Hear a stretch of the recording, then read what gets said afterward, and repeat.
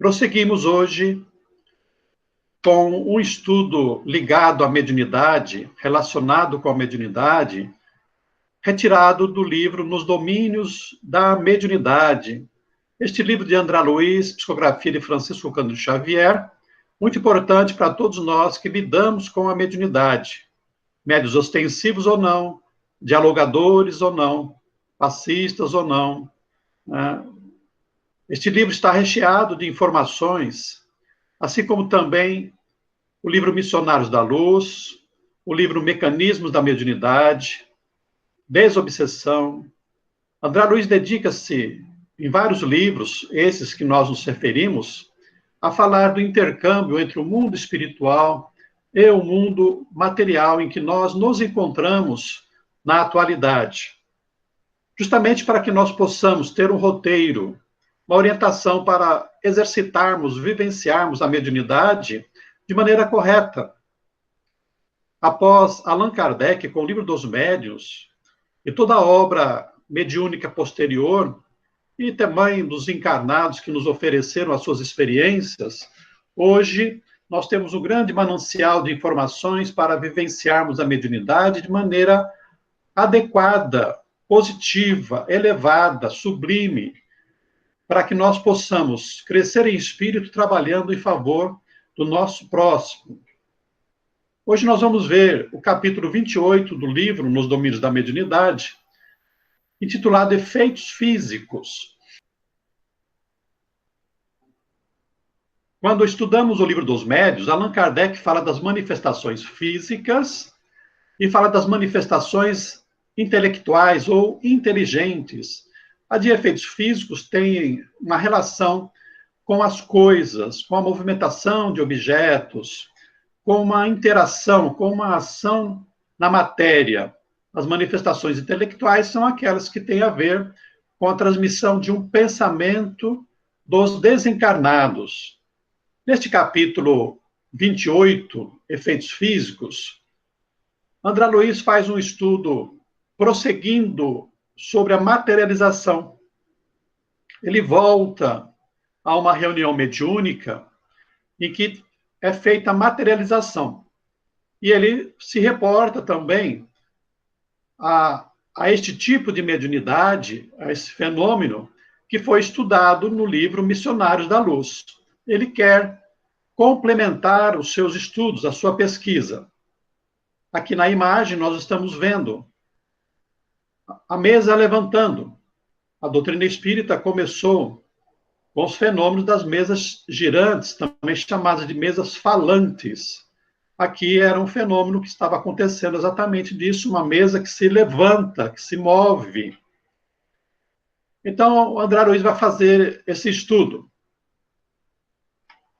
Ele se encontra num apartamento, ou seja, numa residência. No início do movimento espírita no Brasil, poucos centros espíritas existiam. Nós já comentamos a respeito disso por aqui. De tal maneira que muitas reuniões espíritas eram feitas em residências, em lares. Muitos médiuns começaram nos seus próprios lares, como aconteceu com as origens do Jesus de Nazaré, assim como de outros aqui de Marília. O médium começava a trabalhar, a fazer reuniões na sua casa, o grupo crescia, depois acabou virando um centro espírita com uma sede própria. Hoje em dia, nós já temos vários centros espíritas, temos uma liberdade, uma facilidade para vivermos a doutrina espírita, de tal maneira que não se justifica mais fazermos reuniões mediúnicas em casa. Há muitos inconvenientes. O ambiente do lar não é um ambiente preparado para a reunião mediúnica. A espiritualidade, quando isso acontece, tem que realizar todo um trabalho de higienização, de limpeza, de segurança, quando no centro espírita tudo já está preparado, porque o plano espiritual do centro espírita funciona 24 horas por dia. Na verdade, a nossa atividade humana, de nós encarnados, é uma parcela muito ínfima, pequenininha, de todo o trabalho que é realizado pela espiritualidade. que estão lá sempre com centenas de trabalhadores, com o seu caráter de hospital, recolhendo espíritos sofredores, realizando tarefas de socorro aos encarnados. Então, a nossa atividade humana, o centro espírita físico, ele é muito pequeno em relação à grandeza e à sublimidade do centro espírita espiritual, do qual nós participamos. Podemos considerar que o centro espírita espiritual é o verdadeiro centro, é a casa de trabalho, de socorro às criaturas. Nós damos a nossa contribuição, que é importante, mas praticamente é quase nada, né? Se você for ao centro espírita apenas uma vez por semana, trabalhando uma horinha só, né? É uma contribuição da nossa boa vontade. Mas vamos lembrar que a espiritualidade está ali, trabalhando 24 horas por dia, o que é muito bastante, né? Então, nesse apartamento, estavam 14 pessoas. O médium era um homem, ainda moço, diz André Luiz. É um médium de materialização. Lembrando que nós reencarnamos com a faculdade estimulada para o tipo que nós vamos trabalhar. O vidente, o audiente, o psicógrafo, o psicofônico e o médium de efeitos físicos são preparados no perispírito, depois impregna-se o corpo físico, por isso que Allan Kardec fala que a mediunidade é uma faculdade orgânica, é uma faculdade do médium, da pessoa. Então, o médium ali era um médium de materialização, moço ainda. E no local, dezenas de entidades trabalhavam disciplinadamente, preparando o local. Cuidavam também da higienização, efetuando a ionização do ambiente com efeitos bactericidas. Lembrando que quando nós conversamos sobre materialização, no livro Missionários da Luz, esse trabalho também aconteceu, porque as bactérias, os vírus, eles poderiam estar perturbando a substância, o ectoplasma, que é muito sutil, e isso poderia deteriorar a matéria, né, a substância, e também, de alguma forma, prejudicar o próprio médium. E, além de todo esse preparo, André Luiz se refere a aparelhos de emissão de raios curativos. Puxa vida, que coisa, mas raios curativos? Não seja de se estranhar isso aí. Vamos imaginar que hoje nós temos aparelhos que são praticamente semelhantes a isso. Né? Aparelhos de ultrassom, aparelhos de ultravioleta, que são utilizados para tratamentos no corpo físico. Então, a espiritualidade, onde normalmente existe uma antecedência, né? A espiritualidade desenvolve aparelhos com muito mais antecedência e que depois chegam até nós. Então, na espiritualidade, já existiam esses aparelhos, trabalhando com ondas, né, de todos os tipos, que ajudavam na cura do perispírito e também na cura do físico. O Divaldo Pereira Franco, voltando um pouquinho, ele conta que numa sessão de materialização com Chico Xavier, o espírito se materializou, era aquela enfermeira alemã, que agora me fugiu o nome, ela se utilizou de uma caneta com uma luz e que curou o câncer de sua garganta. Então, é exatamente isso, para que servem esses aparelhos. Os colaboradores desencarnados extraíam forças de pessoas e coisas da sala, inclusive da natureza em derredor, que, casadas aos elementos de nossa esfera, faziam da câmara mediúnica precioso e complicado laboratório. Então, segundo a informação de André Luiz, todas as coisas, as plantas, as pessoas, a natureza, possuem fluidos, capacidades fluídicas, energéticas, diferenciadas que são úteis para os fenômenos espirituais. Por isso que ele fala que ali seria praticamente um grande laboratório, complicado, precioso laboratório. E a reunião, então, vai ter o início. Correspondendo à atuação magnética dos mentores responsáveis, desdobrou-se o médium, quer dizer, saiu do corpo. É o que Allan Kardec chama de sonambulismo, afastando-se do veículo físico de modo tão perfeito que o ato em si mais se afigurava a própria desencarnação, porque o corpo jazia no leito como se fora um casulo de carne largado e inerte. É o que acontece nos fenômenos de desdobramento, durante o sono, em que nós deixamos o corpo ali adormecido e saímos para ter uma experiência no plano espiritual. Allan Kardec fala sobre a emancipação da alma, as várias modalidades, né? Sonambulismo, o êxtase, né? São várias formas de nós nos projetarmos fora do corpo. O veículo físico, o corpo, começou a expelir o ectoplasma, qual pasta flexível, à maneira de uma geleia viscosa e semilíquida, através de todos os poros e com mais abundância pelos orifícios naturais, particularmente da boca, das narinas e dos ouvidos, com elevada percentagem a exteriorizar-se igualmente do tórax, das extremidades dos dedos. A imagem aqui dá uma ideia de como é este fluido, né? Fluido vital, de uma forma mais aglomerada, né? Mais materializada um pouco, o ectoplasma. A forma mais aproximada aí, ele fala aqui de geleia, né? Nós já falamos anteriormente da clara de ovo. É mais ou menos parecido com isso. A substância, caracterizada por um cheiro especialíssimo, o André Luiz disse que ele não conseguia identificar o tipo de cheiro, com o que parecia aquele cheiro. Escorria em movimentos reptilianos, acumulando-se na parte inferior do organismo medianímico, onde apresentava o aspecto de grande massa protoplásmica, viva e tremulante.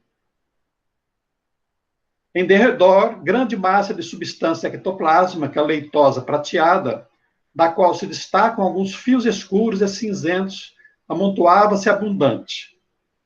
Então, essa massa ia se acumulando em alguns lugares, né? Normalmente, dado o seu peso, ia escorrendo, né? Escorrendo para baixo, para os pés, para o chão do local onde se encontrava o médium.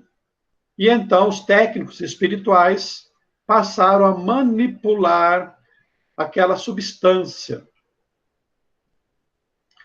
O Aulus vai dizer que essa substância ectoplásmica, ela é constituída, primeiro, de fluidos A, representando as forças espirituais superiores e sutis. Fluidos B, definindo os recursos do médium e dos companheiros que o assistem. Fluido C, constituindo energias tomadas à natureza terrestre.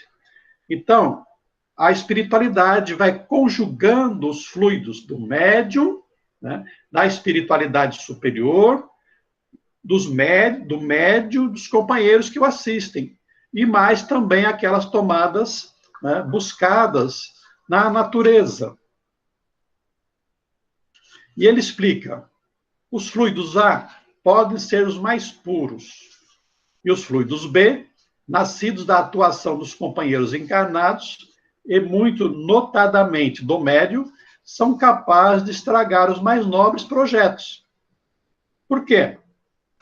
Porque vai depender do pensamento, do sentimento, da saúde do corpo físico.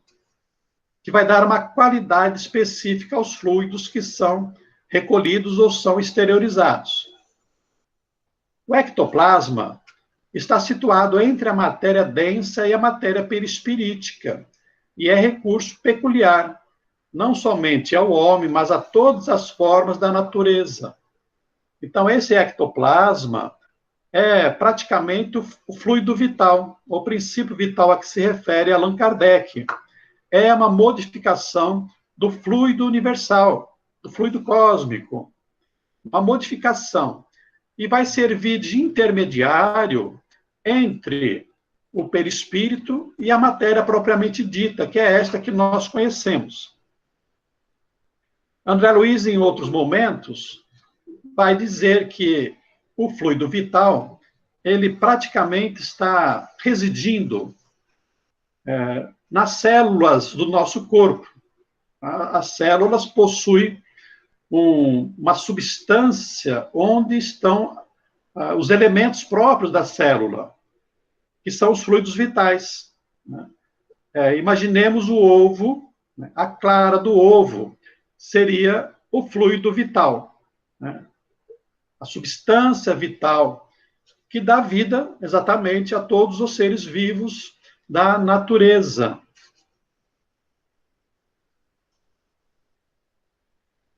Então, o ectoplasma está situado entre a matéria densa e a matéria perispirítica, e é recurso peculiar não somente ao homem, mas a todas as formas da natureza.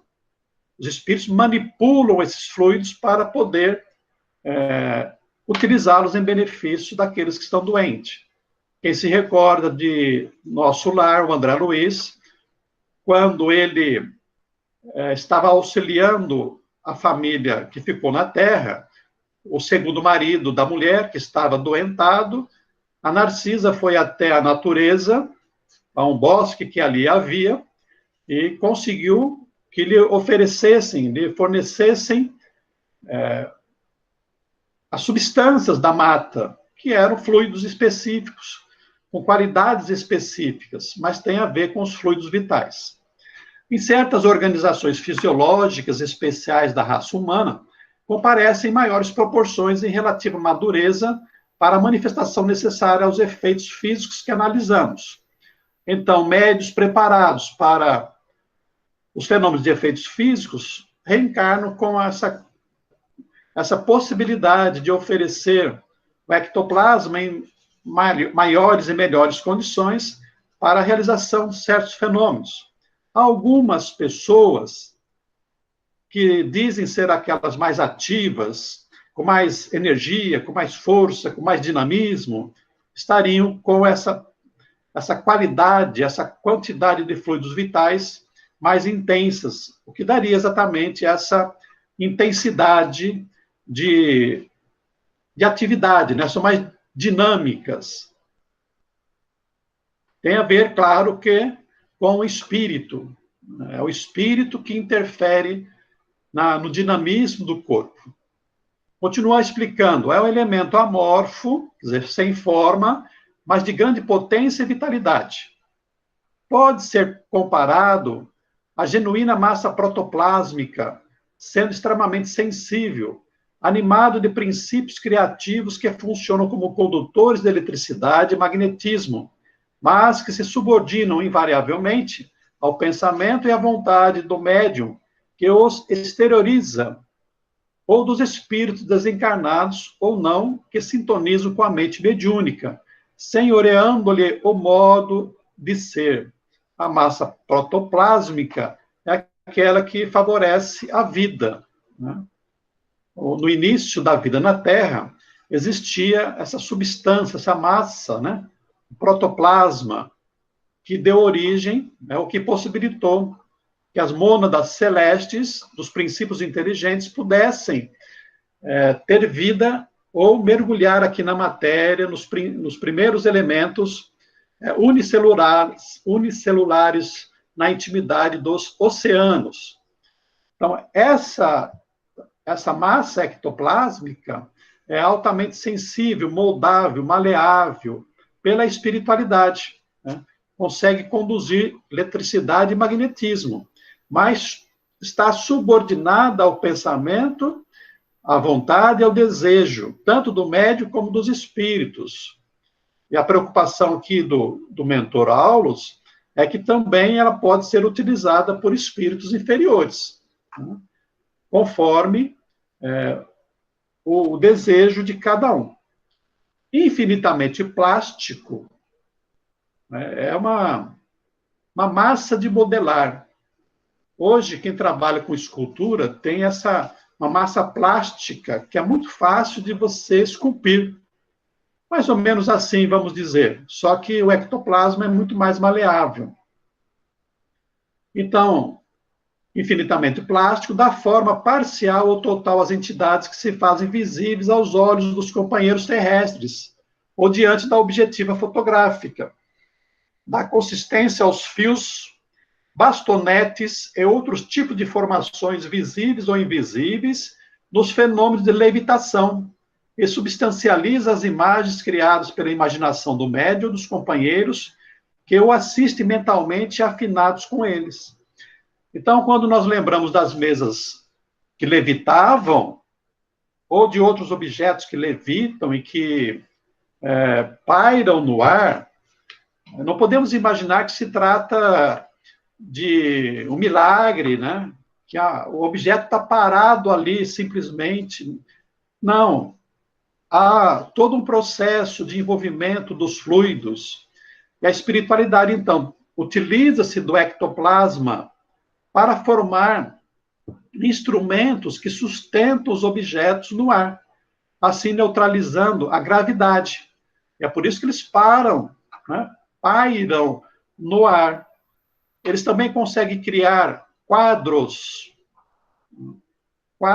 onde ali impregnam a imagem mental que eles querem projetar e que se tornem visíveis ao próximo.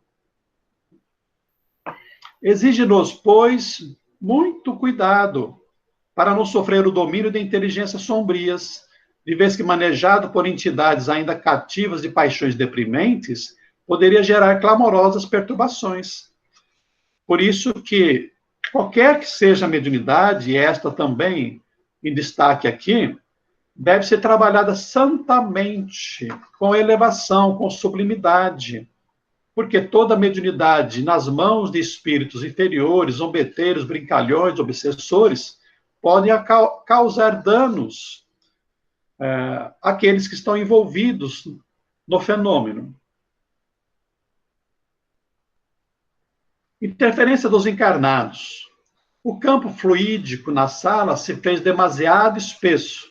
A psicosfera, o ambiente espiritual, os pequenos jatos de força ectoplásmica, arremessados até lá em caráter experimental, tornavam ao gabinete, revelando forte teor de toxinas de variada classificação. O que significa isso? Nós tínhamos um ambiente onde se encontrava o médium, um gabinete, devia ser um quarto ou uma sala, e os demais trabalhadores estavam num outro ambiente.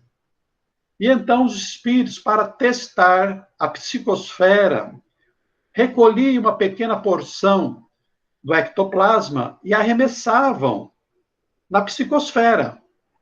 E André Luiz diz que essa porção de ectoplasma era rejeitada.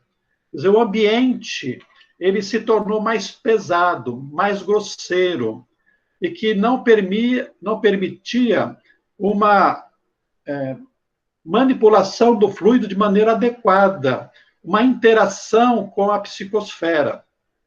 Então, o Aulus e o André Luiz vão explicar o seguinte: as 14 pessoas assembleadas no recinto eram 14 caprichos diferentes.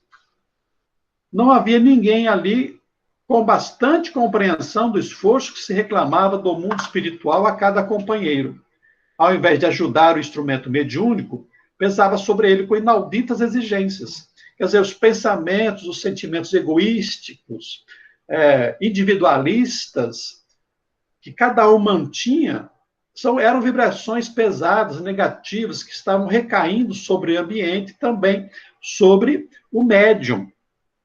Aqui nós podemos dar uma desculpa Porque naquela época, o conhecimento que os espíritas tinham sobre os fenômenos espirituais, sobre a ação da espiritualidade, eram mínimos.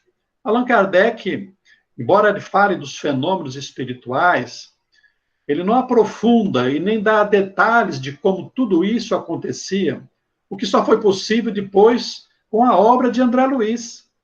Então, hoje, nós temos condições, temos informações sobre como é difícil o trabalho para a espiritualidade. Quanta dedicação, quanta disciplina, quanto trabalho a espiritualidade tem e realiza para poder se realizar um fenômeno aqui na Terra, para eles trabalharem conosco na mediunidade, de tal maneira que isso é um convite, um alerta, para que nós nos dediquemos cada vez mais, no mínimo, à nossa transformação interior, ao nosso esforço, à nossa preparação física, à nossa preparação emocional, para sermos efetivos companheiros de trabalho, colaborando com a espiritualidade. Então, se ali tinham 14 pessoas, 14 encarnados, o número de espíritos trabalhando era muito mais para atender aquelas criaturas que estavam ali, para socorrer. Por isso que nós vamos encontrar que Jesus nos atende com fartura. Deus nos oferece todas as bênçãos a mãos cheias, com muitas possibilidades, com muitos recursos, com muitas bênçãos. E nós ainda não sabemos fazer o reconhecimento devido desse trabalho. Então, quando nós chegarmos num centro espírita, na volta da pandemia, agradecidos pela casa que nos oferece momentos de muita elevação, vamos lembrar, vamos imaginar todo o trabalho que os desencarnados amigos estão lá realizando para nos beneficiar daquele trabalho. Sejamos gratos por isso aí. Diz a aula assim: não atingiremos então a materialização de ordem superior.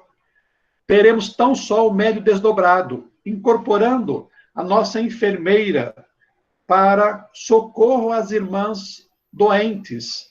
Nada mais. Não dispomos do concurso preciso. Então, duas senhoras que estavam doentes ali, que eram a razão da própria sessão de materialização, seriam atendidas. Mas só isso. Outros espíritos não poderiam se utilizar do médium para a materialização, porque o ambiente, a psicosfera, não guardava a contribuição, a ajuda dos companheiros encarnados que estavam ali. Como ele disse, não dispomos do concurso preciso. Aulos atendeu a solicitação que lhe era dirigida e auxiliou magneticamente a transferência de certo coeficiente de energias do vaso físico ao corpo perispiritual, a que se mostrou vivamente reanimado.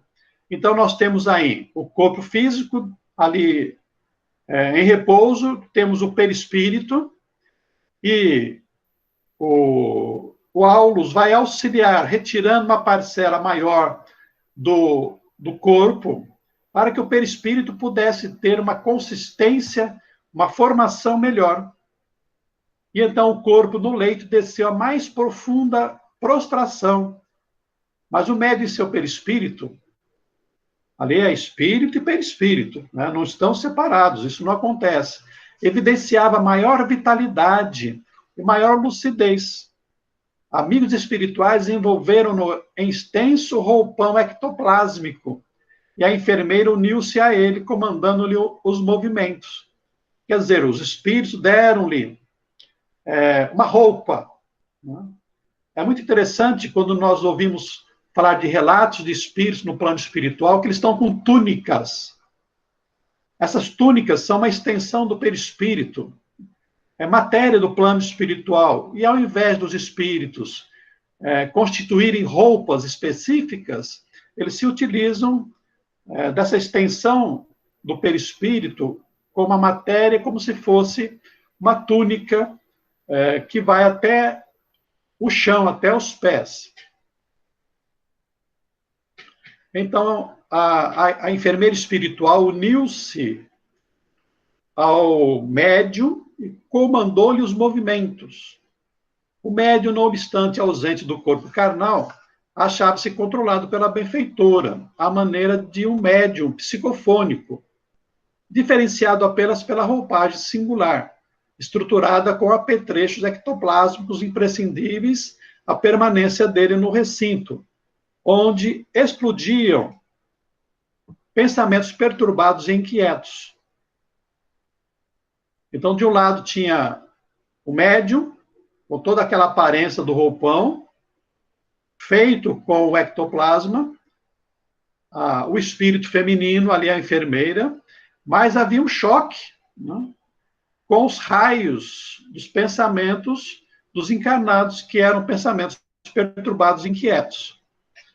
O medianeiro das curas, enlaçado pela entidade generosa, alcançou o estreito aposento, exibindo a roupagem delicada, semelhante a uma túnica de luar, emitindo prateada luz. No entanto, à medida que varava a atmosfera reinante no recinto, a claridade esmaecia, chegando a apagar-se quase de todo.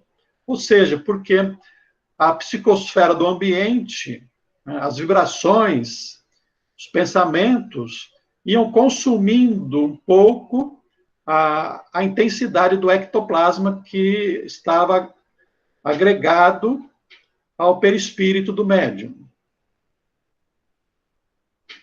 A posição neuropsíquica dos encarnados não ajuda, é o comentário ali de André Luiz. Absorve os recursos espirituais sem retribuição. Quer dizer, não havia troca, não havia concurso, contribuição nenhuma dos encarnados.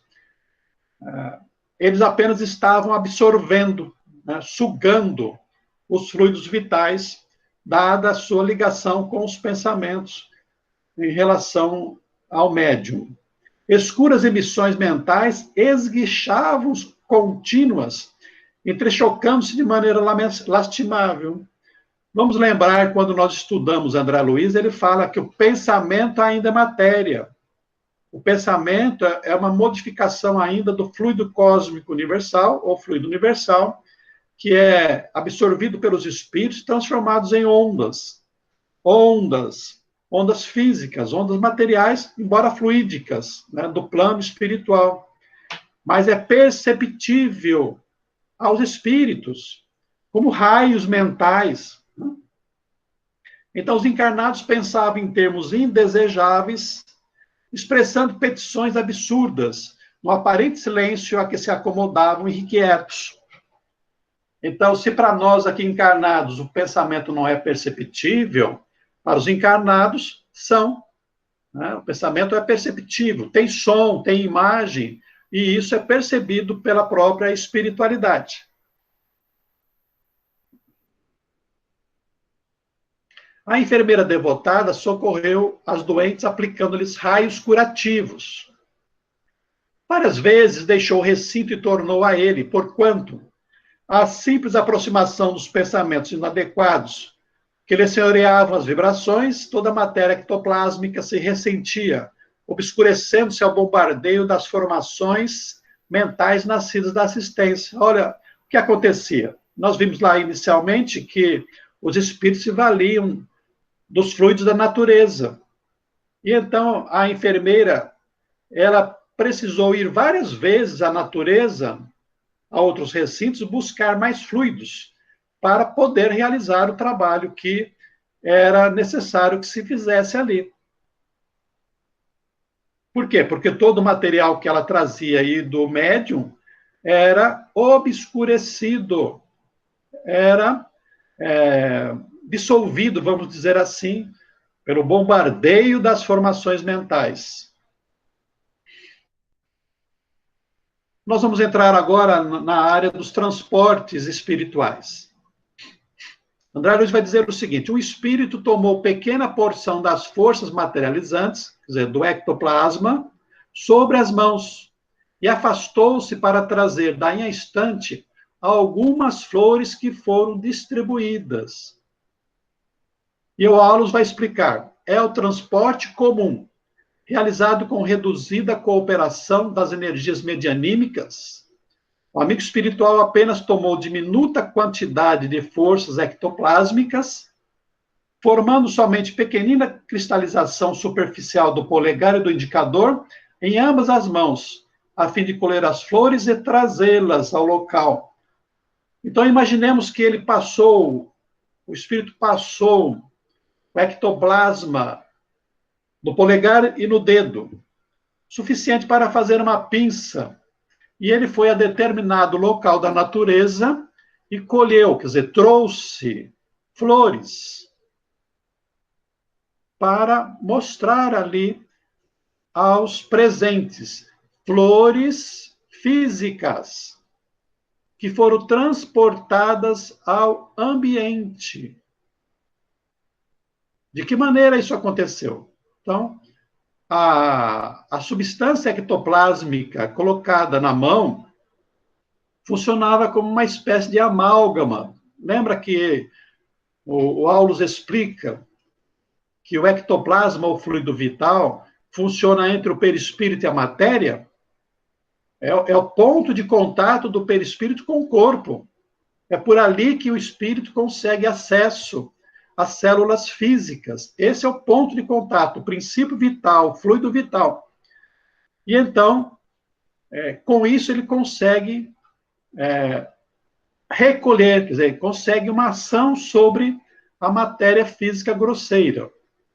A energia ectoplásmica atravessa a matéria densa, porque é extremamente sutil.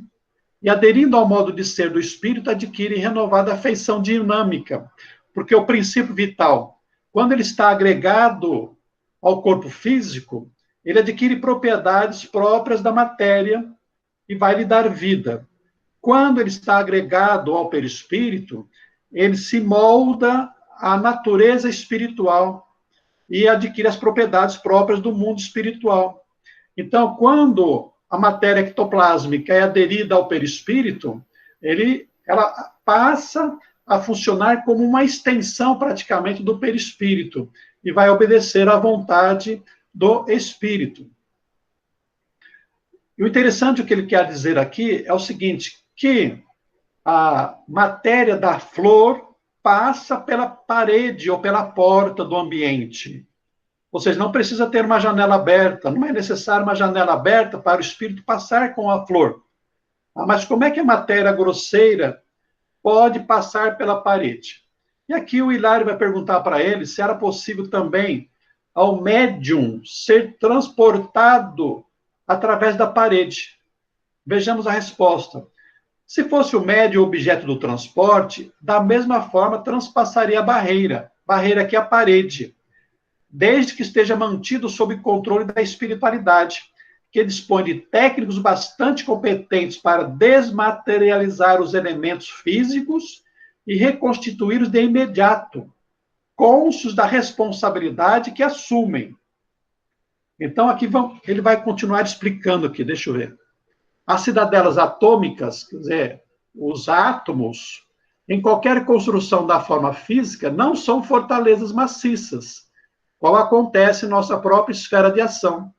O espaço persiste em todas as formações e, através dele, os elementos se interpenetram.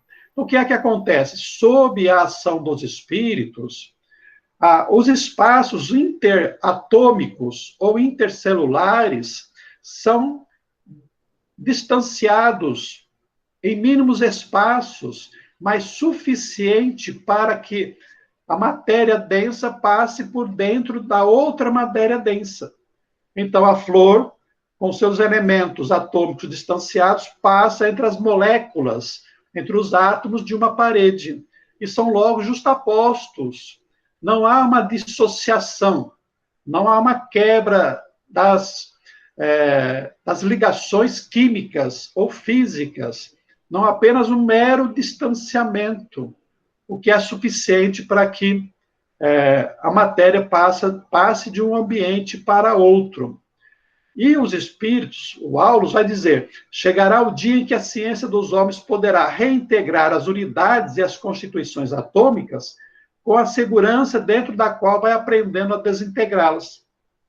Então, quando estava fazendo o texto aqui, copiando o texto, eu me lembrei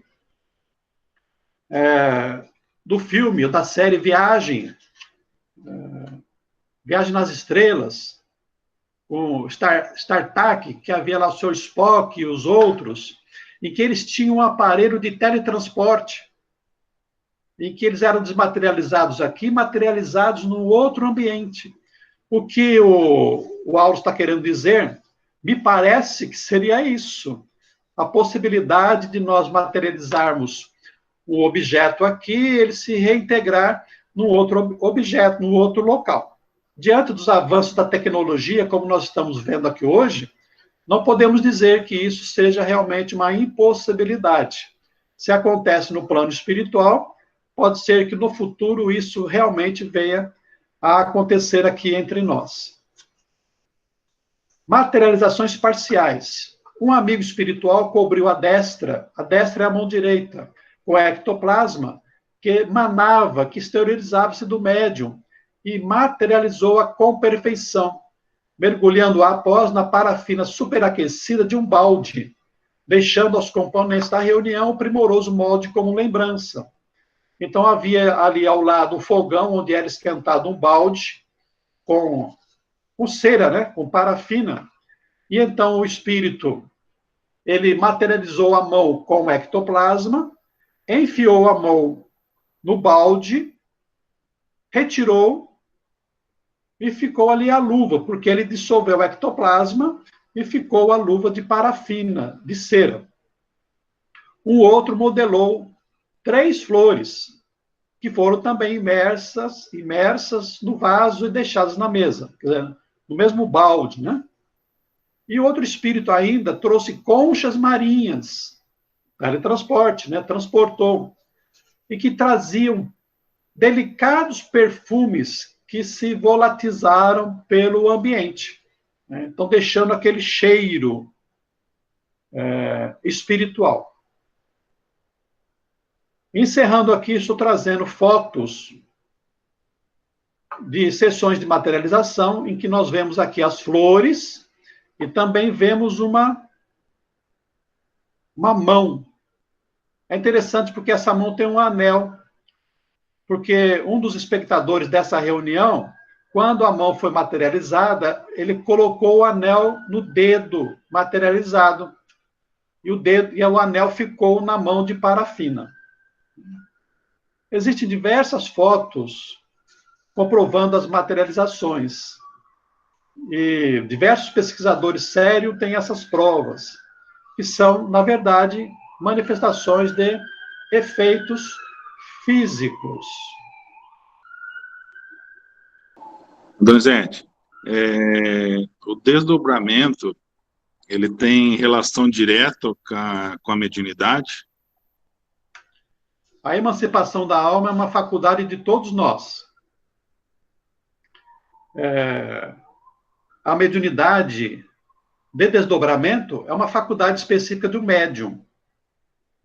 Então, nós, como pessoas, saímos à noite, tiramos um cochilo, podemos sair, mas o médium, existem médios específicos com essa faculdade de sonambulismo, de emancipação da alma, e que saem muitas vezes com consciência. Saem, têm encontros espirituais, relatam fatos que estão acontecendo na espiritualidade, são intermediários, né? São médios sonâmbulos, conscientes ou inconscientes. Nas circunstâncias atuais, possivelmente, nós não vamos ver esses fenômenos, são raros. Cada vez mais os médios de efeitos físicos, eles estão deixando de existir, embora no futuro possam voltar a acontecer quando nós estivermos mais preparados espiritualmente para isso. Mas a mediunidade de efeitos físicos é tão trabalhosa, tão dispendiosa de fluidos, para atender tão poucas pessoas, que não tem sido muito frequente espíritos reencarnarem com essas condições.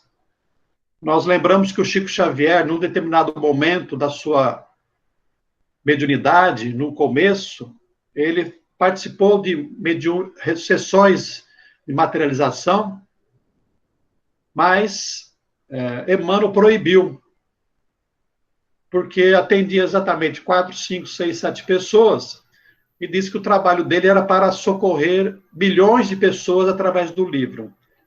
Sua energia, seus fluidos eram para ser aproveitados na obra mediúnica. Então, muitos de nós aqui que já temos bastante experiência com relação ao movimento espírita, eu particularmente nunca vi um fenômeno de materialização ou de efeitos físicos, mas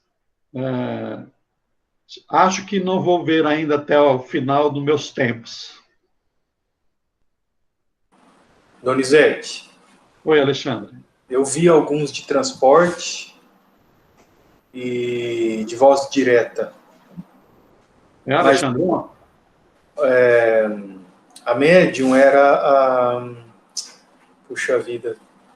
Como é que eu pude esquecer? Era a mulher do seu Chiquinho, a gente chamava ele assim, Dona Zezé. Certo, lembro deles. Lembra?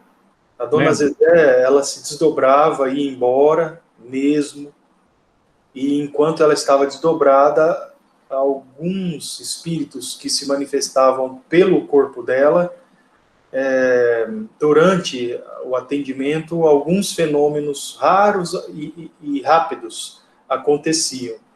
Eu via alguns perfumes serem trazidos em frasco, agulhas caírem assim do ar, né?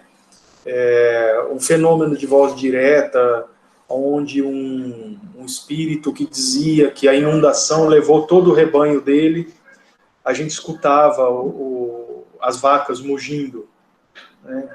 Bem na frente da médium, assim.